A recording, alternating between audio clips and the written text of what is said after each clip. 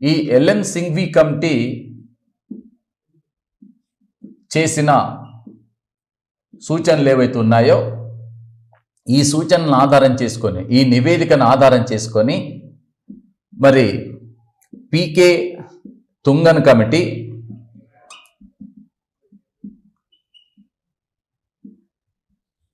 పంచాయతీరాజ్ సంస్థల కోసం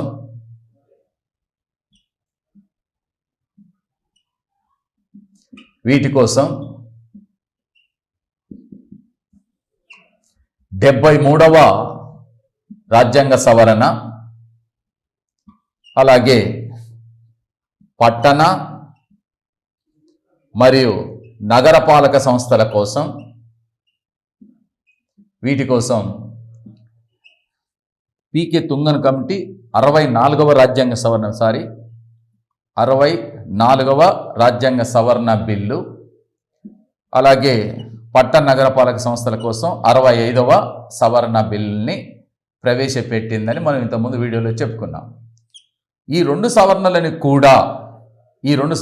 కూడా లోక్సభ 2/3 మెజార్టీతోని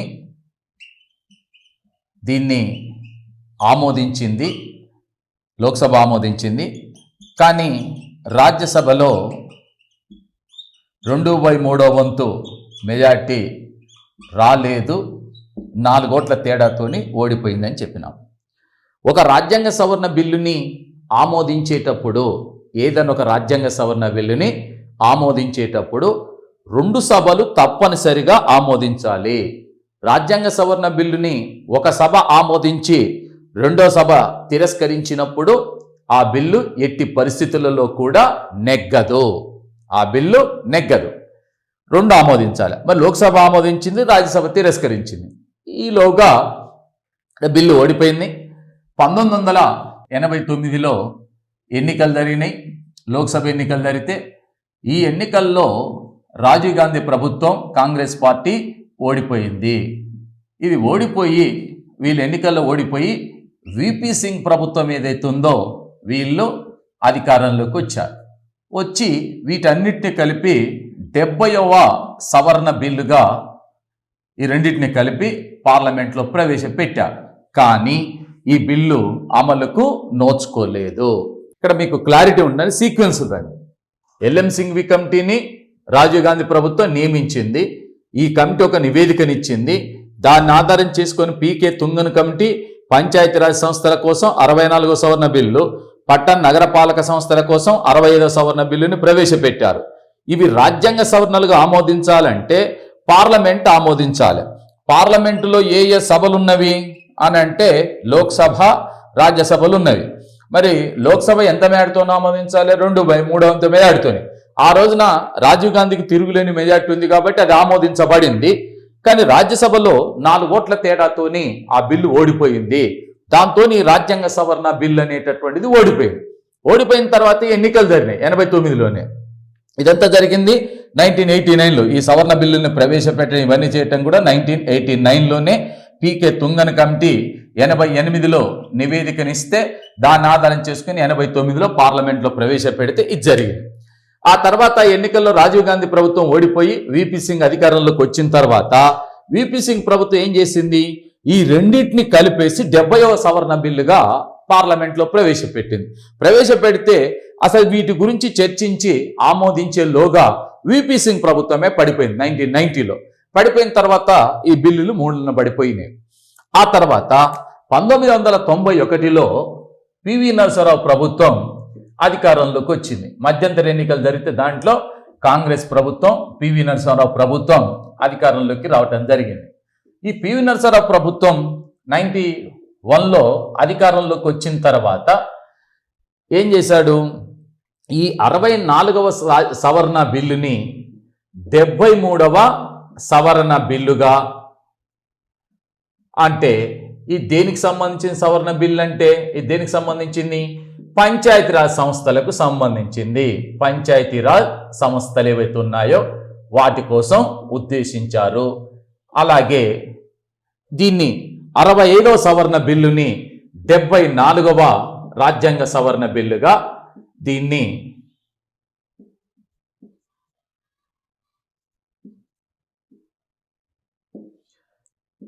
తయారు చేసి ఇది పట్టణ మరియు నగరపాలక సంస్థల కోసం దీన్ని ప్రవేశపెట్టడం జరిగింది.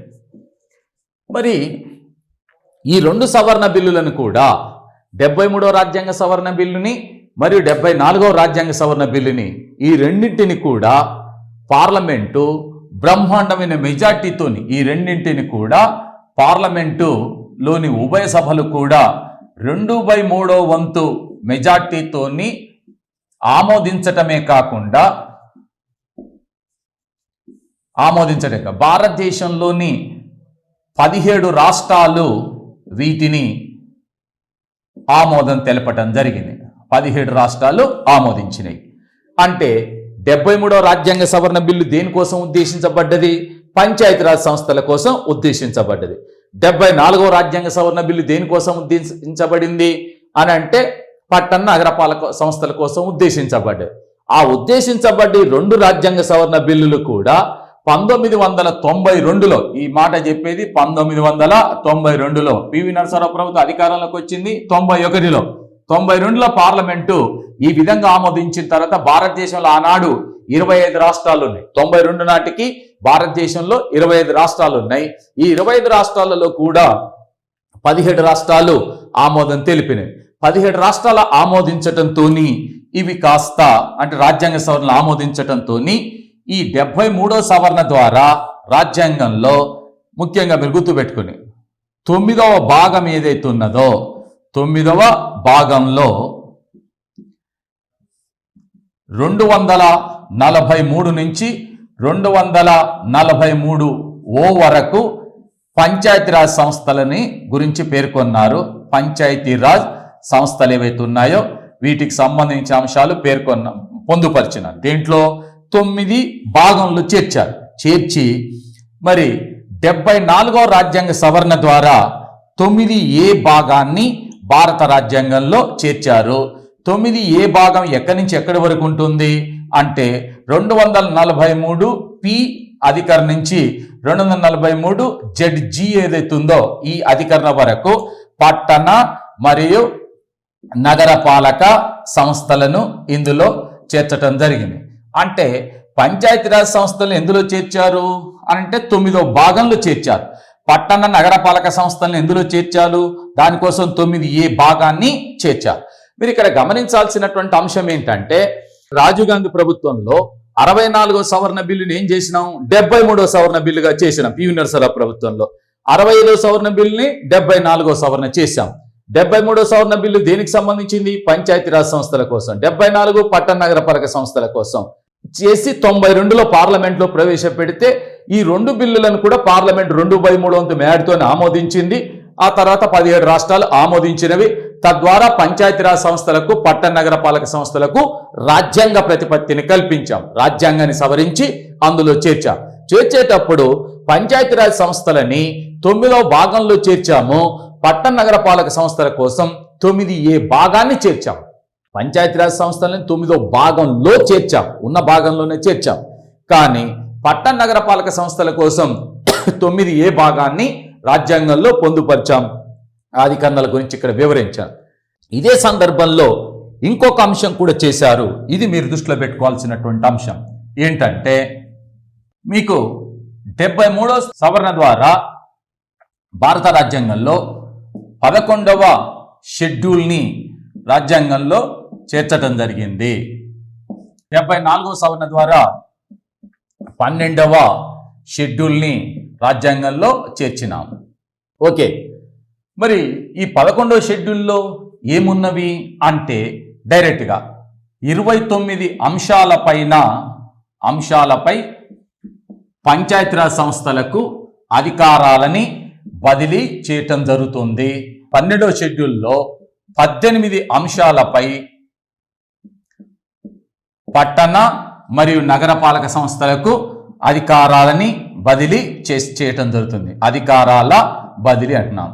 ఒకసారి మీరు చూడాల్సింది ఏంటంటే ఈ 11, 12 షెడ్యూల్ కానీ వాటిని 11వ షెడ్యూల్ అనేది 73వ సవరణ ద్వారా రాజ్యాంగంలో చేర్చాము.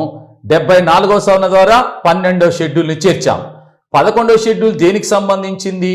29 అంశాలపై పంచాయతీరాజ్ సంస్థలకు అధికారాలని బదిలీ చేసేటటువంటి అంశం ఇక్కడ ఉంది. ఎన్నో సవరణ ద్వారా? 73వ సవరణ. ఏ షెడ్యూల్ చేర్చాం? 11వ షెడ్యూల్. తద్వారా ఎన్ని అంశాలపై పంచాయతీరాజ్ సంస్థలకు అధికారాలు బదిలీ చేయాలంటే 29 అంశాలు. మరి 74వ సవరణ ద్వారా 12వ షెడ్యూల్ని రాజ్యాంగంలో చేర్చినాం. దీన్ని అనుసరించి ఈ షెడ్యూల్ ప్రకారం 18 అంశాల పైన పట్టణ నగరపాలక సంస్థలకు అధికారాలు బదిలీ చేశాం.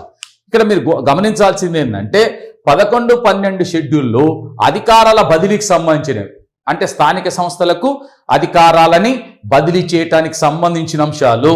9వ భాగంలో పంచాయతీరాజ్ సంస్థల యొక్క ఏర్పాటు, నిర్మాణం, వాటికి సంబంధించిన అధికారాలతో సహా అన్ని అంశాలు ఇక్కడ పొందుపరిచినాం 9వ భాగంలో 243 నుంచి 243 వరకు.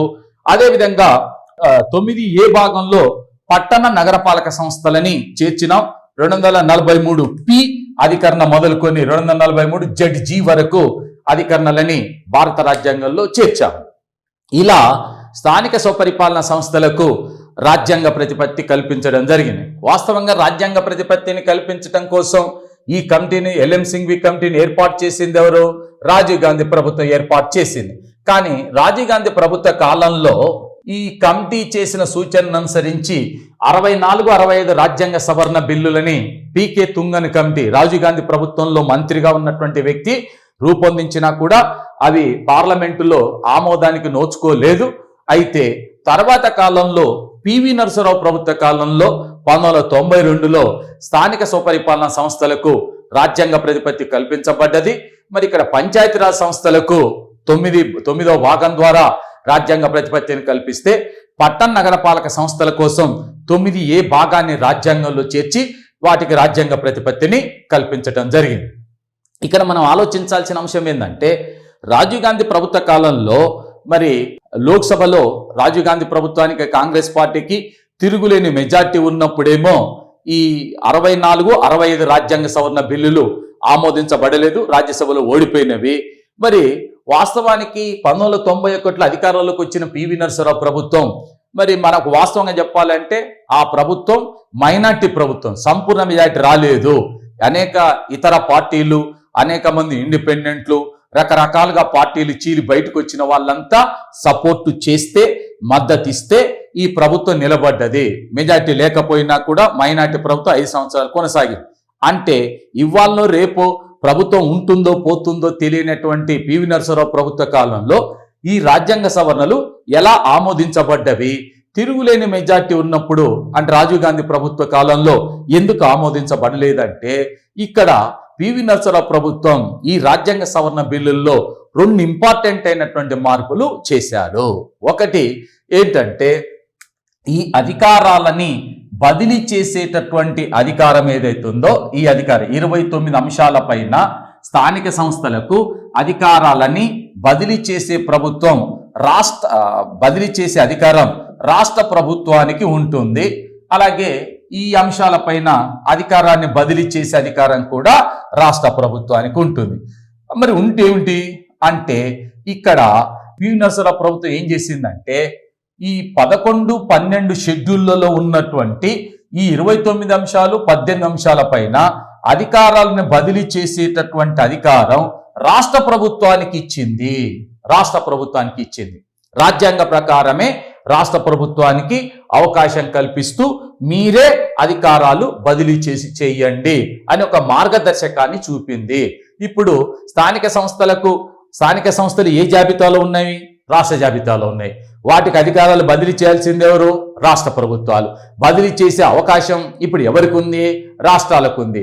మరి కేంద్రం ఏం చేసింది? రాజ్యాంగ సవరణ చేసి, ఇగో మీకు మేము ఒక డైరెక్షన్ ఇస్తున్నాము, మీ ఇష్ట ప్రకారం వాటిని బదిలీ చేస్తే చేసుకోండి, లేకపోతే లేదు, అది మీ ఇష్టానికే వదిలేస్తున్నామని చెప్పారు. దాంతో ఏమైందంటే, రాష్ట్ర ప్రభుత్వాలు గతంలో మాదిరిగానే మళ్ళీ మా చేతుల్లోనే ఉంటుందన్న ఉద్దేశంతో ఆమోదించినాయి. ఇది ఒక కారణం. ఎందుకంటే ఈ రోజు వరకు కూడా మరి పివి నరసింహరావు ప్రభుత్వ కాలంలో రాజ్యాంగ సవరణలు చేసి ఆల్మోస్ట్ 30 years అవుతుంది. ఈ 2021 అంటే 92లో చేశారు, ఆల్మోస్ట్ 30 years అవుతుంది. మరి 30 years కాలం లోపట కూడా భారతదేశంలో కేవలం 5 రాష్ట్రాలు మాత్రమే అన్ని అధికారాలను స్థానిక సంస్థలకు బదిలీ చేసినాయి. ఐదు రాష్ట్రాలు మాత్రమే. దేశంలో 28 రాష్ట్రాలు ఉంటే వాటిల్లో 5 రాష్ట్రాలు మాత్రమే బదిలీ చేసినాయి. మిగిలిన 23 రాష్ట్రాలు బదిలీ చేయలేదు. అంటే ఇప్పుడు ఏంటిది, వాళ్ళకి ఆప్షన్ ఇచ్చారు, కంపల్షన్ కాకుండా ఆప్షన్ ఇచ్చినారు. కాబట్టి రాష్ట్ర ప్రభుత్వాలు తమ ఇష్టానుసారమే బదిలీ చేయటానికి అవకాశం ఉంటుంది. ఇది ఒక లెక్క. ఇక రెండవది ఏంటంటే, పివి నరసింహారావు ప్రభుత్వ కాలంలో ఆమోదించడానికి ఇంకో కారణం ఏంటంటే, రాజీవ్ గాంధీ ప్రభుత్వం కానీ ఆ బిల్లులో ఉన్నటువంటి అంశం ఏంటంటే, కేంద్ర ప్రభుత్వం నిధుల బదిలీ అనేది ఎవరికి చేస్తుంది? కేంద్ర ప్రభుత్వం డైరెక్ట్గా స్థానిక సంస్థలకు బదిలీ చేస్తుంది. స్థానిక సంస్థలు ఏవైతే ఉన్నాయో వాటికి బదిలీ చేస్తుంది. ఏంటిది? నిధుల బదిలీ. నిధుల బదిలీ అనేది కేంద్ర ప్రభుత్వం డైరెక్ట్గా స్థానిక సంస్థ. అంటే మధ్యలో ఎవరుంటారు అంటే రాష్ట్రాలు ఉంటాయి, రాష్ట్ర ప్రభుత్వాలు ఉంటాయి.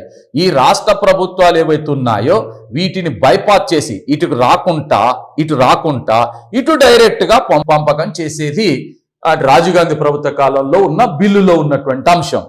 మరి పివి నరసింహారావు ప్రభుత్వం ఏం చేసింది అంటే, కేంద్ర ప్రభుత్వం నిధులని బదిలీ రాష్ట్రాలకు చేస్తుంది, రాష్ట్రాలు స్థానిక సంస్థలకు చెయ్యాలి.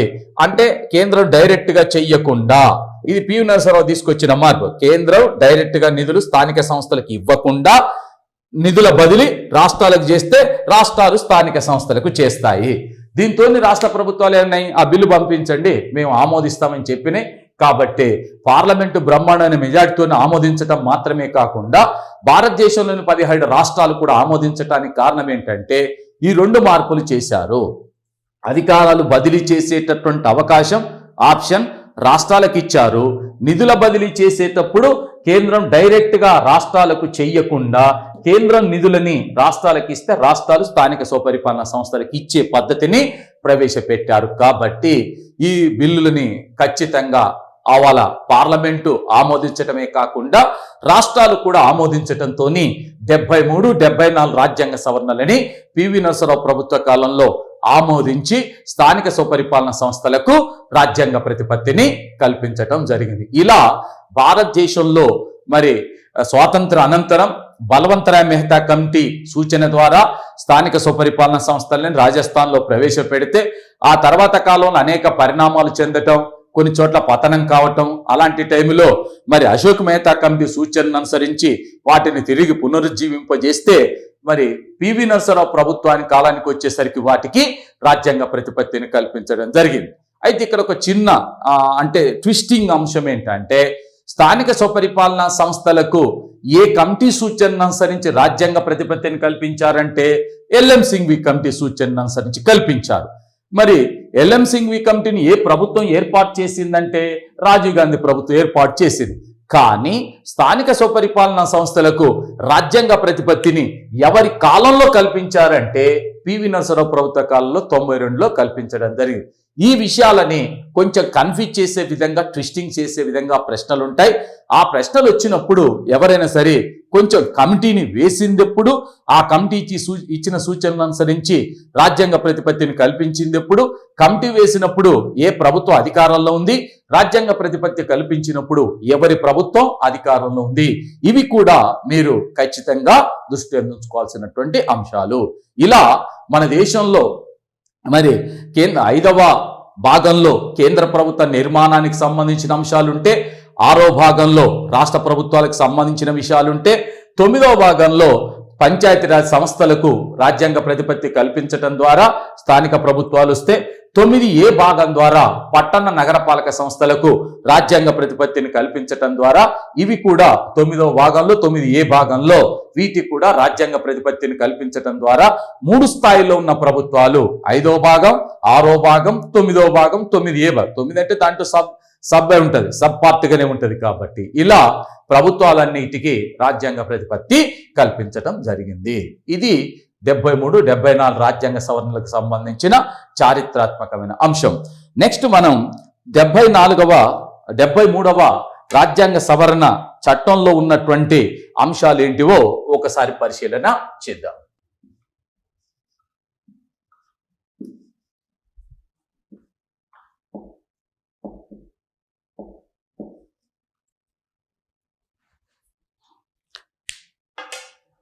ఇందులో మీరు 73వ రాజ్యాంగ సవరణ చట్టాన్ని అంటే ఏ భాగంలో చేర్చారనుకుంటున్నాం అంటే 9వ భాగంలో చేర్చారు. ఈ 9వ భాగంలో 243 అధికరణ నుండి 243 వరకు ఉన్న అధికరణల్లో వీటిని పొందుపరచడం జరిగింది. సో ప్రస్తుతం 9వ భాగంలో దేనికి సంబంధించిన అంశాలు ఉన్నాయంటే పంచాయతీరాజ్ సంస్థలకు సంబంధించిన అంశాలు ఉన్నాయి. ఎన్ని అధికరణలు ఉన్నాయంటే 16 అధికరణలు ఉన్నవి. 9వ భాగంలో చేర్చాం పంచాయతీరాజ్ సంస్థలకు రాజ్యాంగ ప్రతిపత్తిని కల్పిస్తూ.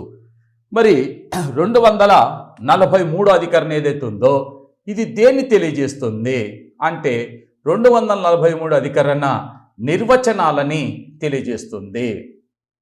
నిర్వచనాలు మరి దేనికి సంబంధించి నిర్వచనాలు అంటే పంచాయతీరాజ్ సంస్థలు ఏవైతే ఉన్నాయో ఈ సంస్థలకు సంబంధించిన నిర్వచనాలని గురించి తెలియజేస్తుంది. అందులో ఉన్నప్పుడు దీంట్లో ఏ స్మాల్ ఏ అంటే జిల్లా సంబంధించిన నిర్వచనం, అలాగే బి గ్రామ సభకు సంబంధించిన నిర్వచనం, తర్వాత సి ఇది మాధ్యమిక వ్యవస్థకు సంబంధించినటువంటి నిర్వచనం, కాగా డి గ్రామ పంచాయతీ ఏరియాకు గ్రామ పంచాయతీకి సంబంధించినటువంటి నిర్వచనం, కాగా ఈ గ్రామ పంచాయతీ ఏరియాకు సంబంధించినటువంటి నిర్వచనం, కాగా నెక్స్ట్ ఎఫ్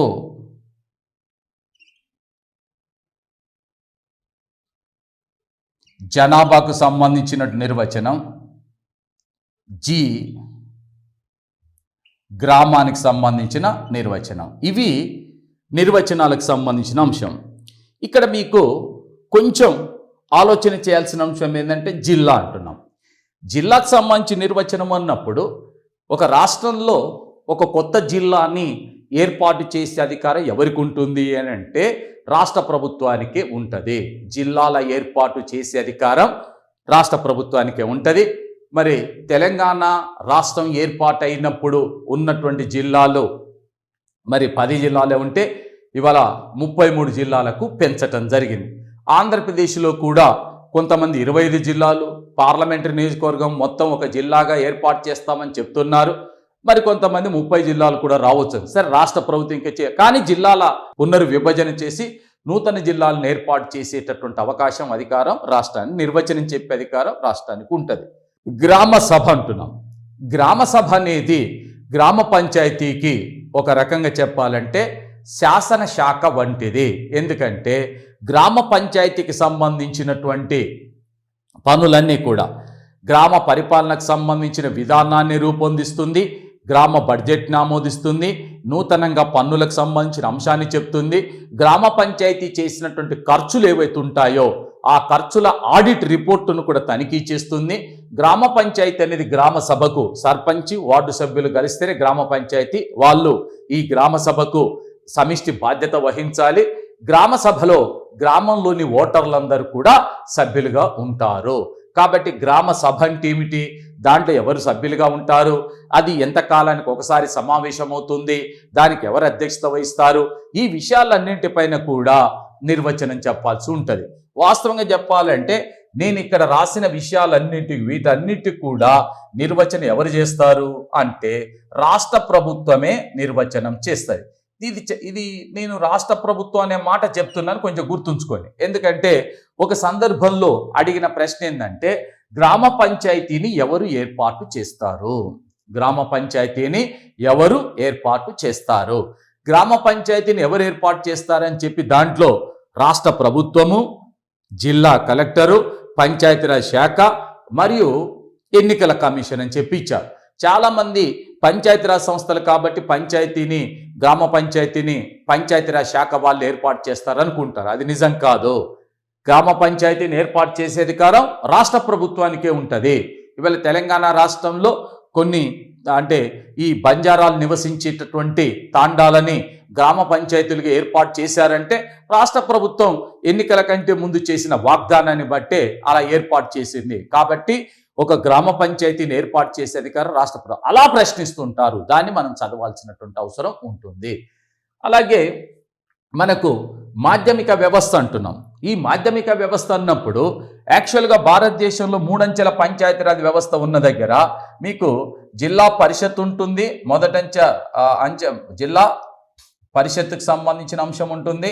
రెండవ దశలో అంటే ఏ జిల్లా పరిషత్ మొదటి దశ, బి ఏదైతే ఉంటుందో ఇక్కడ మాధ్యమిక వ్యవస్థ ఉంటుంది. మాధ్యమిక వ్యవస్థలో ఏముండొచ్చు అంటే ఆ రాష్ట్ర ప్రభుత్వం ఏర్పాటు చేసింది ఉండొచ్చు. ఉదాహరణకి కొన్ని చోట్ల బ్లాక్ పంచాయతీ ఉంది, తర్వాత కొన్ని చోట్ల తాలూకా పంచాయతీ ఉంది, అలాగే మరికొన్ని చోట్ల మామూలుగా పంచాయతీ సమితి ఉంది, అలాగే మరి కొన్ని చోట్ల మండల పరిషత్ ఉన్నది, అలాగే ఇలాగా చాలా చోట్ల ఆంచలిక పరిషత్ అని, అలాగే జన పరిషత్ అని చెప్పి ఇప్పుడు మధ్యప్రదేశ్లో జన పరిషత్ ఉంది, మన దగ్గర మండల పరిషత్ ఉంది, ఆంచలిక పరిషత్ ఉన్నవి, అలాగే గ్రామ పంచాయతీ ఉన్నది. అంటే ఇక్కడ మీకు ఆలోచించాల్సింది ఏంటంటే గ్రామ పంచాయతీ ఏర్పాటు దగ్గర దేశంలో అన్ని రాష్ట్రాల్లో ఒకే రకంగా ఉంది, జిల్లా పరిషత్ ఏర్పాటు దగ్గర ఒకే రకం. కానీ మాధ్యమిక వ్యవస్థ దగ్గర రాష్ట్ర ప్రభుత్వాల ఇష్టాన్ని అనుసరించి వేరువేరుగా ఏర్పాటు చేశాము. అంటే నిర్వచనం చెప్పే అధికారం అంటే ఏర్పాటు చేసే అధికారం రాష్ట్ర ప్రభుత్వానికి ఉంటుంది. కాబట్టి రాష్ట్ర ప్రభుత్వం యొక్క ఇష్టాన్ని అనుసరించి ఏర్పాటు చేస్తారు. కాబట్టి ఇది మీరు దృష్టి ఉంచుకోవాల్సినటువంటి కీలకమైనటువంటి అంశము. అంటే మాధ్యమిక వ్యవస్థకు సంబంధించి రాష్ట్ర ప్రభుత్వమే నిర్ణయం తీసుకుంటుంది. అలాగే గ్రామ పంచాయతీ ఏరియా, గ్రామ పంచాయతీ వేరు, పంచాయతీ ఏరియా వేరు. గ్రామ పంచాయతీ ఏరియా అంటే ఏరియాలోకి చాలా రావచ్చు. మీరు గ్రామానికి గ్రామ పంచాయతీకి తేడా ఏంటి అంటే ఒక గ్రామ పంచాయతీలో అనేక గ్రామాలు ఉండవచ్చును. ఆ గ్రామాలన్నీ కలిస్తేనే ఆ గ్రామ పంచాయతీ ఏరియా కిందికి వస్తుంది. ఏ గ్రామ పంచాయతీ ఏరియా కిందికి ఏ గ్రామం వస్తుందనేది కూడా ఆలోచించాల్సి ఉంటుంది. గ్రామానికి గ్రామ పంచాయతీకి తేడా ఏంటంటే పంచాయతీ. ఎందుకంటే పంచాయతీ అంటే యంత్రాంగం ఉంటుంది. ఓ సర్పంచ్ ఉంటాడు, వార్డు సభ్యులు ఉంటారు, ఇతర యంత్రాంగం ఉంటుంది. గ్రామానికి సర్పంచ్, వార్డు సభ్యులు, గ్రామ పంచాయతీ అనేది ఉండదు. ఇది తేడా. ఈ గ్రామ పంచాయతీలో భాగంగా ఉంటుంది. ఈ గ్రామ పంచాయతీ ఏరియాలో గ్రామం కలిసి ఉంటుంది. దాన్ని కలిపితేనే గ్రామ పంచాయతీగా పేర్కొంటాం.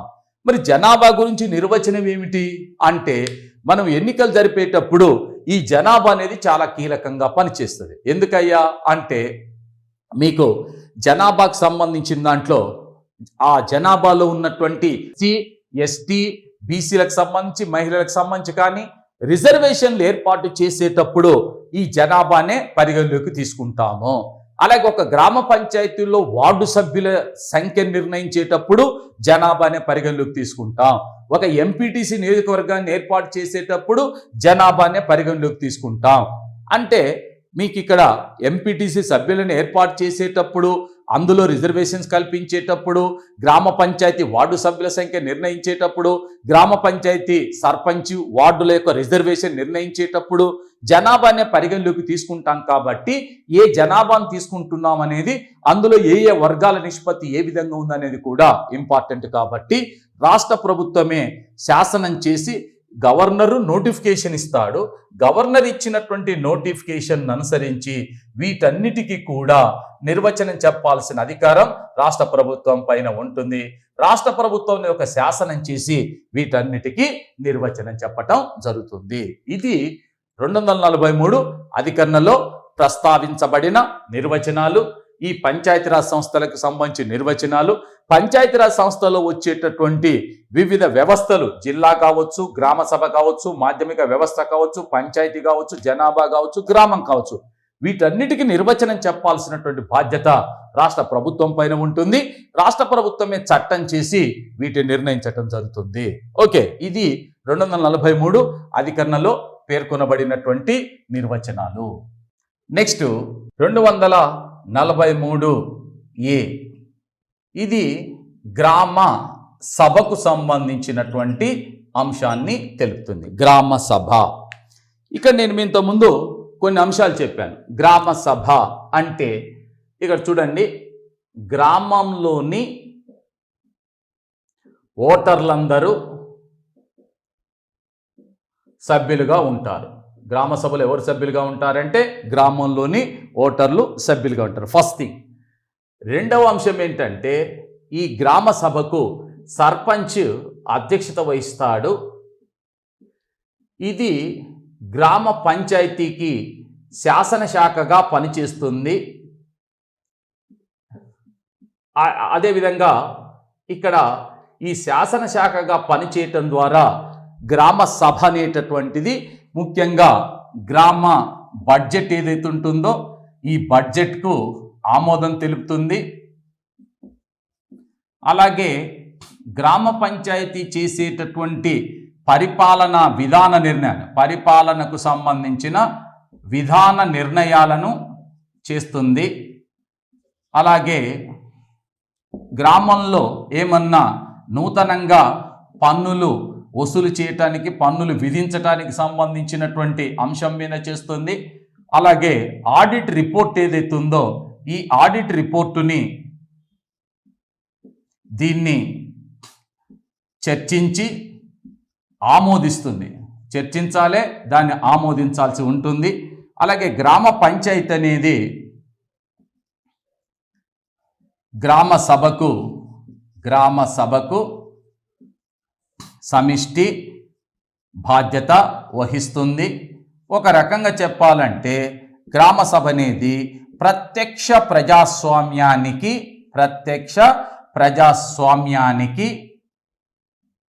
ప్రతీక. ప్రత్యక్ష ప్రజాస్వామ్యానికి ప్రతీక.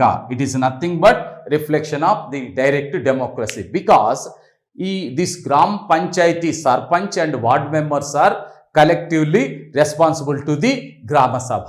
దానికి సమిష్టి బాధ్యత. పరిపాలన చేసేది సర్పంచ్, వార్డు సభ్యులు, గ్రామ పంచాయతీ అంటాం. వాళ్ళు ఎవరికి బాధ్యత వహిస్తారు? గ్రామ సభ. గ్రామ సభలో ఎవరు సభ్యులుగా ఉంటారు? గ్రామంలోని ఓటర్లందరూ సభ్యులుగా ఉంటారు. ఈ సమావేశాన్ని మరి తెలంగాణలో ప్రతి సంవత్సరం 6 సార్లు జరపాలని చెప్పినారు. జరిపినప్పుడు దానికి అధ్యక్షత వహించేది సర్పంచ్. గ్రామ శాసనశాఖగా పనిచేస్తుంది. గ్రామ బడ్జెట్ ఆమోదిస్తుంది. పరిపాలన విధాన నిర్ణయాలు చేస్తుంది. నూతనంగా పన్నులు విధించడానికి సంబంధించి కానీ, గ్రామ పంచాయతీ చేసిన ఖర్చులకు సంబంధించిన ఆడిట్ రిపోర్టును చర్చించి ఆమోదిస్తుంది. గ్రామ పంచాయతీ గ్రామ సభకు సమిష్టి బాధ్యత వహించాలి. ఇది ప్రత్యక్ష ప్రజాస్వామ్యానికి ప్రతీకగా పనిచేస్తుంది. అంటే గ్రామ పంచాయతీ యొక్క పని విధానంలో, పరిపాలనలో గ్రామ సభ అనేది చాలా కీలకంగా పనిచేస్తుంది. ఇప్పుడు వాస్తవంగా గ్రామ సభ మూలంగా మీకు ఇది ప్రత్యక్ష ప్రజాస్వామ్యం అన్నాం. అంటే పరిపాలన చేసే సర్పంచ్, వార్డు సభ్యులు వాళ్ళని ఎన్నుకున్న ఓటర్లు ఎవరైతే ఉన్నారో వాళ్ళ మధ్యన ప్రత్యక్షంగా. దీనివల్ల ఏమవుతుందంటే ప్రభుత్వం అనేది జవాబుదారీతనంతో పనిచేయటానికి అవకాశం ఉంటుంది. పరిపాలనలో కూడా పారదర్శకత ఉండటానికి అవకాశం ఉంటుంది. కాబట్టి గ్రామ సభకు చాలా ప్రాధాన్యత ఇవ్వటం జరుగుతుంది. ప్రజాస్వామ్య వికేంద్రీకరణ, ప్రజాస్వామ్యం సక్సెస్ కావాలంటే, విజయం సాధించాలంటే గ్రామ సభ అనేది సమర్థవంతంగా పనిచేయాల్సి ఉంటుంది. Next 243 B. ఇది చెప్పేది ఏంటంటే వ్యవస్థాపనం.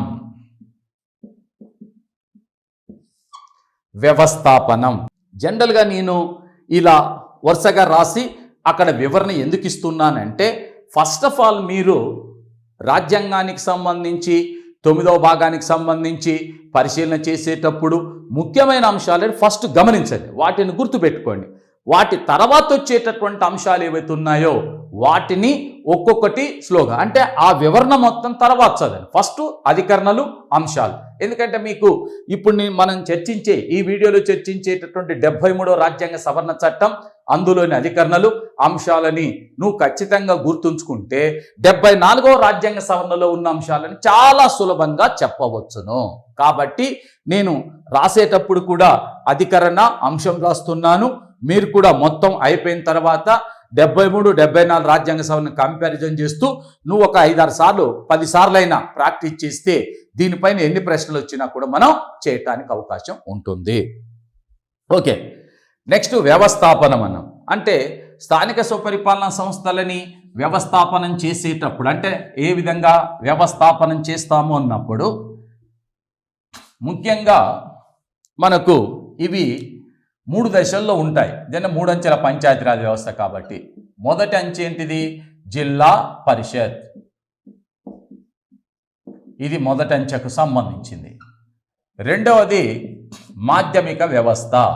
ఇక్కడ మీకు మాధ్యమిక వ్యవస్థ దగ్గర ఇంత ముందే రాశాను, మళ్ళీ కూడా గుర్తుపెట్టుకోండి. మాధ్యమిక వ్యవస్థలో దీని తర్వాత వచ్చేటటువంటి గ్రామ పంచాయతీ ఏదైతే ఉన్నదో, గ్రామ పంచాయతీ 3వ దశ ఏదైతే ఉన్నదో, ఇక్కడ భారతదేశంలో ఉన్నటువంటి అన్ని రాష్ట్రాలలో కూడా ఈ గ్రామ పంచాయతీలు ఉన్నాయి, జిల్లా పరిషత్ ఉన్నాయి. ఎందుకంటే మీకు 3 అంచెల పంచాయతీరాజ్ వ్యవస్థ కాకుండా 2 అంచెల వ్యవస్థ ఉన్న రాష్ట్రాలు కూడా కొన్ని ఉన్నాయి. ఎందుకంటే మీకు అస్సాం కావచ్చు, లేకపోతే జమ్మూ అండ్ కాశ్మీర్ కావచ్చు, మిజోరాం కావచ్చు, చాలా రాష్ట్రాలలో 2 అంచెల వ్యవస్థ ఉన్నది యాక్చువల్గా. అంటే ఇది ఉంటుంది, మధ్యలో ఉండదు. ఎందుకని అని అంటే ఈ 73వ రాజ్యాంగ సవరణ చట్టం ఏమన్నదంటే 20 లక్షల కంటే తక్కువ జనాభా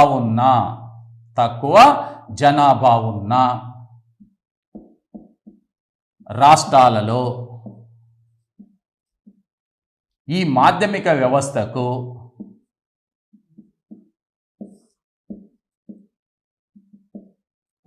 మినహాయింపు కలదు.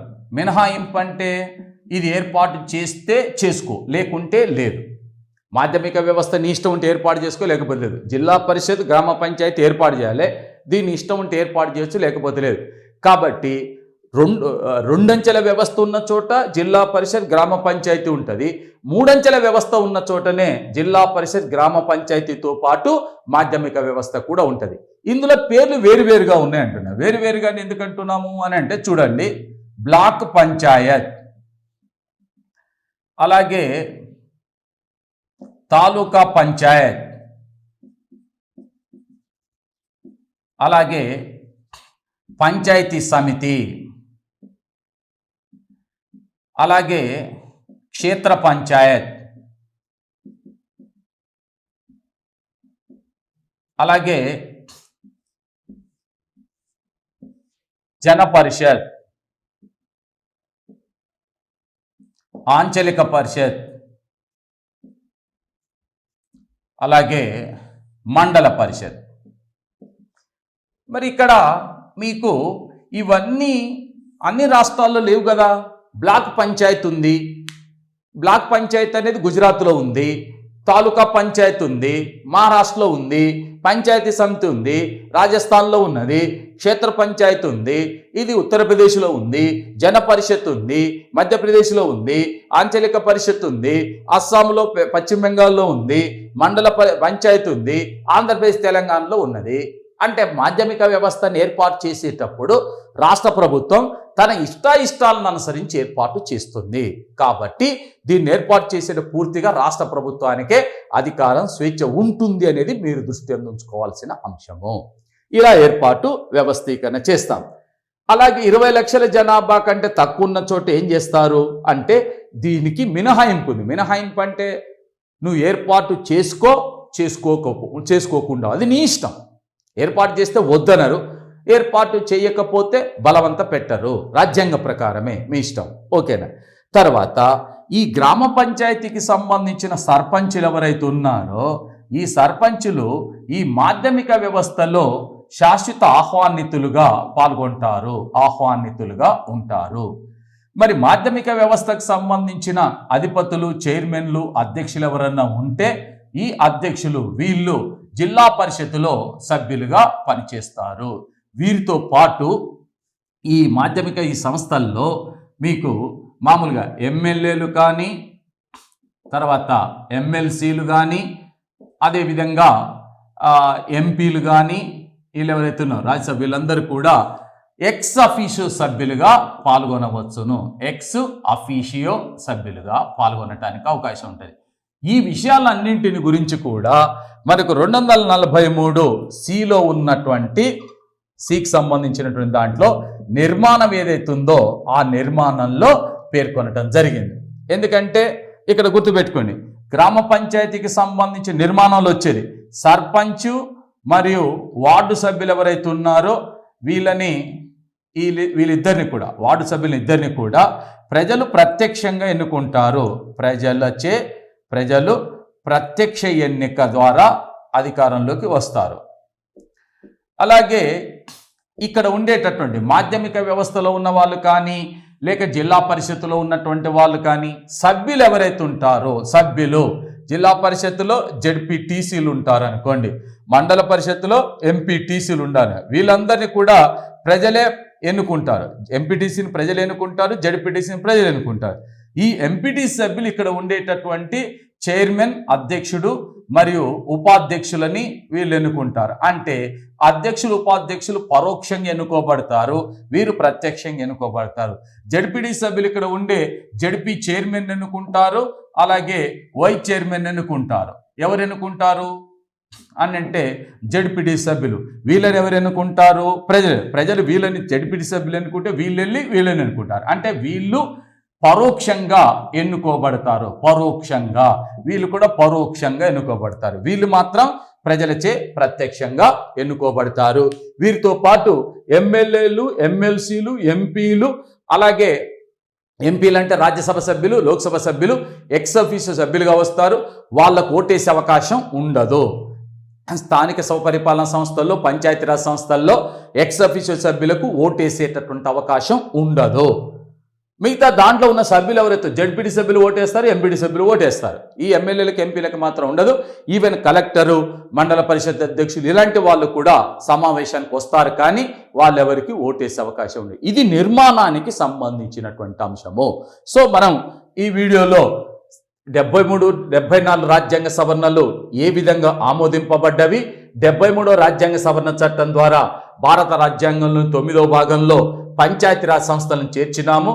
243 నుంచి 243 వరకు 16 అధికరణలని చేర్చడం జరిగింది. వాటిల్లో 243 అధికరణ ద్వారా నిర్వచనాలకు సంబంధించిన అంశం, 243A ద్వారా గ్రామ సభకు సంబంధించిన అంశం, 243B ద్వారా వ్యవస్థాపనం, 243C ద్వారా నిర్మాణానికి సంబంధించిన అంశాలు పేర్కొనడం జరిగింది. మనం నెక్స్ట్ వీడియోలో 243D రిజర్వేషన్ల నుంచి మొదలుకొని 243O ట్రిబ్యునల్ల వరకు ఉన్నటువంటి అంశాలని పరిశీలిద్దాం. పరిశీలించిన తర్వాత ఈ 73వ రాజ్యాంగ సవరణ చట్టం యొక్క అమలుకు సంబంధించిన అంశాలపైన కూడా కొంత మన వివరణ ఇవ్వాల్సినటువంటి అవసరం ఉంటుంది. ఇది నెక్స్ట్ వీడియోలో పరిశీలిద్దాం. రైటా? ఓకే.